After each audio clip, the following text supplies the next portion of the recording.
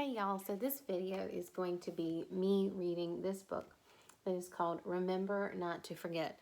And it is a memory of the Holocaust. So it is a little bit more information than what you would have learned yesterday in class. So I shall read to you today. Sit back and relax. Don't worry about anything else. Okay?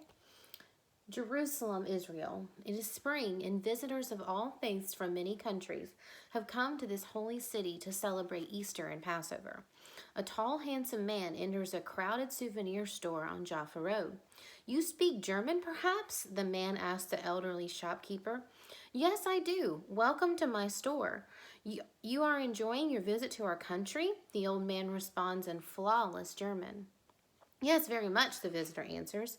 Do you have one of those Jewish candelabras, the kind that is the symbol of your country? I would like to take one home as a remembrance of my visit. Oh, replies the shoekeeper, you mean a menorah? Yes, of course. Let me show you some. Remember, they're in Jerusalem.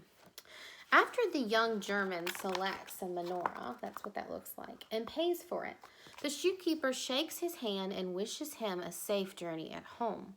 As the old man stretches his hand forward, a distinctive purple number can be seen tattooed on his arm. It is the sign of a person once marked for death by other Germans not so long ago. Between 1933 and 1945, 6 million Jewish men, women, and children were murdered in Germany and other European countries.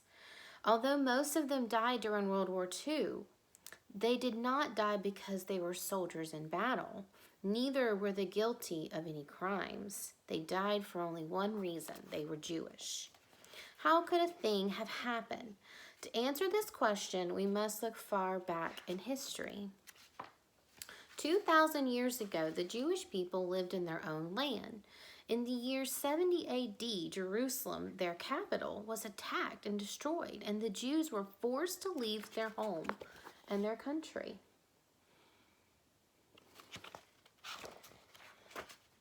For the next 2,000 years, they lived as wanderers and strangers in many countries of the world. And over these centuries, the world witnessed the development of a new disease called anti-Semitism. Anti-Semitism means a hatred of Jewish people, their religion, and their culture. Its causes are fear and lack of understanding. Its symptoms are name-calling, unfair treatment, and violence. Even when the disease of anti-Semitism seems cured, the symptoms could break out again at any time. As strangers in the countries where they lived, Jews were easy targets to blame for almost anything that might go wrong. Disease, hunger, war, unemployment, all these problems were blamed on the Jews. So for all those 2,000 years, Jews prayed for peace and the right to live again in freedom. On the outside, they endured loneliness, fear, and hate. On the inside, they comfort themselves through pride, tradition, and religion. From 1933 to 1945, anti-Semitism was the official law of the land in Germany and the countries of Europe that Germany conquered. Under the slogan, "The Jews are our misfortune," meaning they're the reason we have the problems, Adolf Hitler and his Nazi party planned a series of programs designed to end what they called the Jewish problem. First came the humiliations and expulsions. Jews were no longer citizens.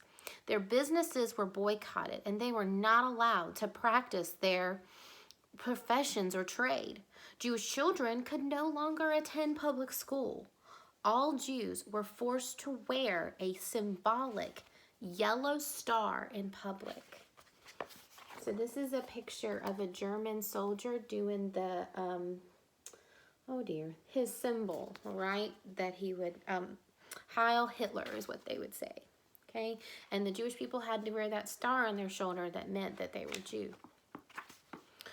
Jews had lived in Germany for hundreds of years and had become active participants in all aspects of society. Soldiers, lawyers, businessmen, teachers, they proudly considered themselves first and foremost citizens of Germany. Yes, there had always been anti Semitism in the background. So when the Nazis came to power, openly threatening Jews, the Jews could not at first believe that actual harm would come to them. When anti Jewish laws appeared, some Jews saw the danger signs and fled Germany, but others waited. By the time the danger became real, it was too late for them to escape.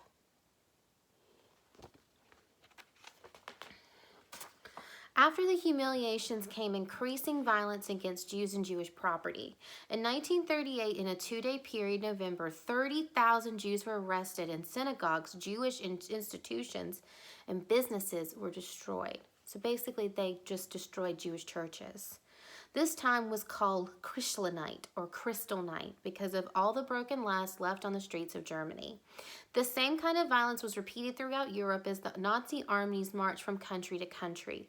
But discrimination and violence were only the beginning. Ghettos and concentration camps followed soon after. The Nazis established a series of prison towns called concentration camps where people who were declared enemies of the state were sent. Just being Jewish was enough to be put in a person in a camp such as Buchenwald, Auschwitz, which is one of the most more well-known one, or Treblinka. And there's your broken glass. To make life even more desperate, the Nazis forced Jews from their hometowns and villages into special sections of larger towns and cities which were surrounded by fences, walls, and armed soldiers. These guarded areas were called ghettos. There, in crowded, unsanitary conditions, the Jews tried to keep themselves and their dignity alive.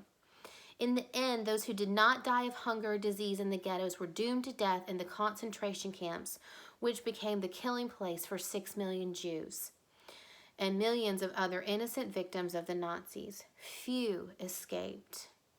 It did not matter if you were rich or poor, young or old, religious or non-believing, ignorant or educated. If you were Jewish, you were marked for death, meaning your parents were Jew and you were marked as a Jew as well, everyone.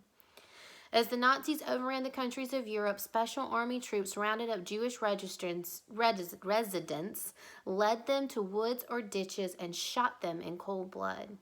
Later, not satisfied with the speed of the killings, the Nazis introduced the use of poison gas and enlarged the size of the concentration camps to receive increasing numbers of Jews from throughout Europe. In effect, they established a system unheard of in the whole history of the human race, a vast and precise killing business designed especially to destroy an entire people. There's your picture of that. When World War II ended, over 2/3 of the Jews of Europe were dead, and the shocked world could only wonder how such a terrible event could have happened. It was an unimaginable tragedy, horrible and unbelievable. It was savage firestorm of raging intensity, a Holocaust. Some people believe that the passage of time has a way of healing sorrow. In the long history of the Jewish people, there have been many sorrowful events. While the span of centuries may dull some of the original pain, Jews have never allowed the memory of these earlier tragedies to be erased. In some ways, they'll never forget the Holocaust. That's kind of a weird picture, but this is a little girl who's behind the barbed wire. And what's interesting about the concentration camps is what they would do is they would put them in one line and as they were coming in. And then somebody would come and look at each person. If they looked healthy enough that they could work, they got to live. If they were old or crippled or feeble, they were almost always sent to the poison gas chambers. So if they did live, if they were chose to go to the different side, they would get a tattoo on their arm that had the numbers in blue. And then they would work. They would have to get up in the morning. These rooms that they stayed in were small, little like barn type rooms with little beds that they might have 2 or 3 person in the same bed. They shaved their heads, even the women, and they treated them horribly. They didn't care if they died. If they did something wrong while they were working, well, they were shot. So they were in constant fear of, am I gonna make it to tomorrow? And finally they were liberated, and some were actually did make it all the way through, but not nearly the amount that should have. In 1948, the Star of Israel was born. After 2,000 years, the Jewish people had their own land again. Many of those who came home to Israel were survivors of the Holocaust. Although they personally carried the deep scars of suffering, other Jews throughout the world shared their sadness. Sometimes it is hard to express your innermost feelings to others. You want to spare the ones you love from suffering, pain, and embarrassment. The tragedy of the Holocaust was so great that some people didn't want to talk about it or even remind themselves of their experiences during those tragic years. But other people saw the need to keep the memory of the Holocaust alive in order to prevent such a catastrophe from happening again. Especially within the last 10 years, the subject of the Holocaust has been introduced in schools and the universities. Many books and magazine articles have been written, and films and television programs have been produced which portray many people's experience of the Holocaust. So this is the Star of Israel, right? In 1953, though a special law passed by the Israeli parliament, the Knesset, a special institution called Yad Vashem, I probably said that wrong, but we'll go with it, was established to study and research the Holocaust. The major task of this was to document all the events of the Holocaust, especially the brave fight for life demonstrated by Jews all over Europe. Their archives and library contain the actual records of the futile struggle for life waged by millions of Jewish men, women, and children. Outside, a lovely tree-lined path honors those non-Jews of Europe who risked their own lives to save their Jewish neighbors, just like the people that were housing Anne Frank. There were tons of people that were trying to take care of the Jewish people that knew what they were doing was wrong, and they could have been persecuted for being caught helping a Jewish person, just helping them live, okay? Since the end of World War II, there have been a variety of events and programs honoring the dead. The one thing that was lacking was the standard way or date to recognize the importance of the Holocaust and honor the memory of the millions who died. There's the pathway. In 1953, the Israeli Knesset passed another special law creating Yom HaShoah, Holocaust Remembrance Day, to be observed each year on the 27th of the month of Nisan, according to the Jewish calendar. This date coincides with the beginning of the heroic revolt against the Nazis by Jews in the Warsaw Ghetto in 1943. It usually occurs in April, so just right next week probably. The rest of the Jewish world has taken the lead from Israel, and now each year throughout the world, Jewish communities observe that date to honor the memory of 6 million Jewish dead. The way in which this day is observed varies from one community to another. In Israel, a national program is held in the large courtyard. Also, at 8 o'clock in the morning, air raid silence wail, and all over Israel, normal, everyday activity comes to a complete stop. 2 minutes of silence are observed as a tribute to those that have died.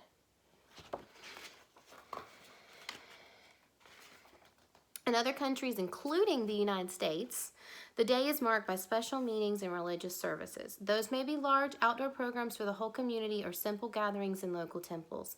Holocaust survivors are often featured participants. As the years pass, however, those who were actually survivors of the Nazi brutality grow older and die. Soon there will be no one left who personally lived through the Holocaust, so it becomes even more important to remember those terrible years and how they began, and to remember how cruelly hatred and discrimination can lead to violence, death, and destruction. Okay, so we will always remember and never forget. And the purpose of that, why are you learning about this in 4th grade? Well, it's because what made this happen? Hatred. Hatred of people that you don't look like, that you don't sound like, that you don't act like, and it can cause major problems. So we have to remember that our God tells us to love one another, no matter what. He loves us all. He made us. He made us for a reason, and we have to remember that if he made us, then he made someone that's different than us. Our God preaches love, and that's why I wanted you guys to learn about this, is because it was a really bad thing that happened, and it's really sad, and there were survivors, but we have to remember what our God tells us and make sure that something like this never happens again, right? If you have any questions, always send them to me. Love you.